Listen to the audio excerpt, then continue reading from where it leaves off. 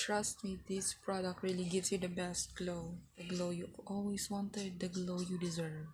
You don't even know me like that. So what is up, you guys? It's your Maeia, back again with another YouTube video, and for today's video, as you guys can see from the title down below, I'm gonna be doing a glass skin makeup look and a little life update. So yeah, I admit I have been missing in action for the past almost 2 months of not uploading any video here in this platform, and it is because classes just started, and you guys know I'm a third-year college student and schedules has been really hectic, and I don't have my phone, so I really have to wait for my mom to have her phone vacant for me to use it, and I just turned 21. So yeah, let's start with the video. So this is kind of a tutorial. I'm gonna be using some products that you can easily find in Shopee, so yeah. Anyways, this is how I look like without anything on my face. The dark circles, very pale lips. I have here like acne marks and oily face and whatnot. So this is me forcing a glow up. So first is I'm gonna be using Careline Acne Spot Concealer to conceal these blemishes and acne marks in my face. I'm just gonna be putting like a little amount on those parts that needs to be concealed, especially that there are quite a lot of blemishes in my face because I really had a breakout last week. So yeah, scars are still there but the pimples are gone. So let's blend it using this foundation brush. So there, I'm done concealing the blemishes. Now it's time for me to conceal my under eye. So I'm just gonna be putting a little amount of concealer because I don't want myself to look like I'm doing a glam makeup at this point. So yeah, let's blend it. I'm just closing my eyes like this so that pati yung lids ko is nalalagyan ng product. So yeah, this is pretty much the base of our makeup look for today, and I'm just gonna be letting it sit with this powder from Mino Cosmetics. Lalagyan lang natin siya ng powder ng onte para mag-sit yung concealer sa skin. Not too much because if we add too much powder, magmamatify yung skin natin and hindi siya magko-coincide sa plan natin, which is a glass skin makeup look. So now let's do my brows. I'm gonna be using the Beauty Glazed Brow Gel in the shade Auburn with their brush. This is how I apply mine. I create the tail first and then I go here and sharpen the tail because that's how I like my brows. So yeah, I'm gonna be using some spoolie to brush this off.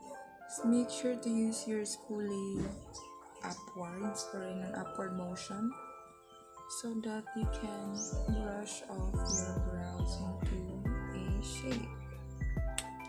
Yeah, I'm done with my brows. I'm just gonna be putting the brow fixer from Strokes Beauty and Lab para hindi makalat.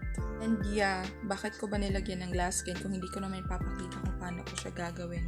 So for the glass skin makeup look, the most important product for this look is the Gleam Cream from Dear Self Beauty in the shade Naomi. So this one is my favorite actually because grabe siya kung magdagdag ng glow. See guys? Do I look awful? So yeah, lalagyan din natin sa forehead kahit mukha pa yung reflector ng sun. And then parang ginawa ko siyang foundation because trust me, this product really gives you the best glow. The glow you've always wanted, the glow you deserve. Okay?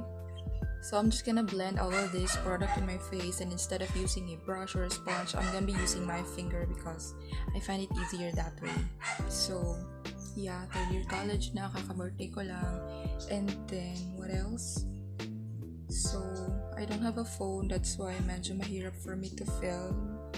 And at the same time, I'm so busy with ACADS. I'm trying to maintain my grades so I still get to receive my allowance. So yeah, medyo mahirap na to juggle it all off.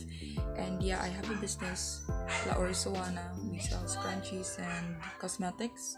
So medyo busy din as we're starting off with our thesis as early as now kasi we change our topic after the proposal. So yeah, medyo mahirap siya. I've been so busy with it. But yeah, I told my brother na that I really need a vlogging phone, and then he said na maybe by October we can buy a new one, so I'm looking forward to that. So yeah, eto na yung ating skin. It's glowing than usual. Ayan, nagre-reflect yung light. So for our lips, I'm gonna be using the Yourself Beauty Clay Blush in this shade Dorothy, which is my favorite. This is how it looks like. So I'm gonna be putting some to my lips. Actually, this one is multi-use, so you can use it for your lips, for your cheeks, and for your lids. So what I like about it is that the red is not too much and it's not locking at the same time. So yeah, hindi ako maglalagay ng blush because matatabunan yung ating glass skin. So I'm just gonna be putting some of this to my lids. Ayan, we're almost done. To finish off the look, I'm gonna be using the Mino Cosmetics Baked Highlighter for the added glow. So ayan, we're already glowing but let's add more. So I'm actually using the Maange powder brush. Okay.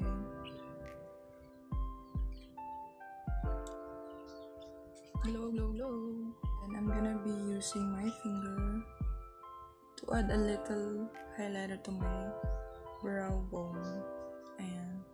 So, we're done with the makeup look. Ayan, it's actually really glowing.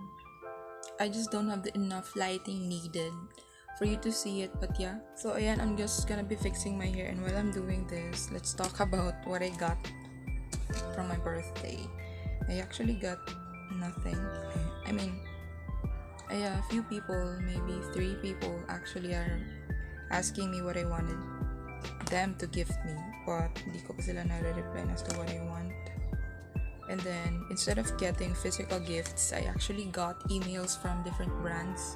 So I think that's still considered a gift. Anyways, I'll just be fixing my hair and I'll be right back.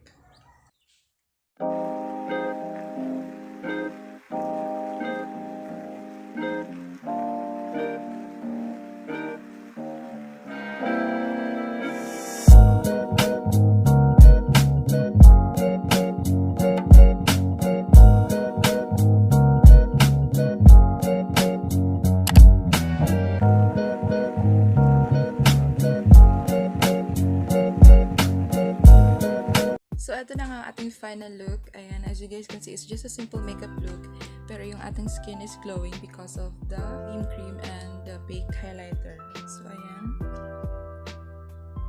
Hindi din ako gumamit ng foundation because the concealer is enough to cover the parts that need to be concealed. So, ayan siya.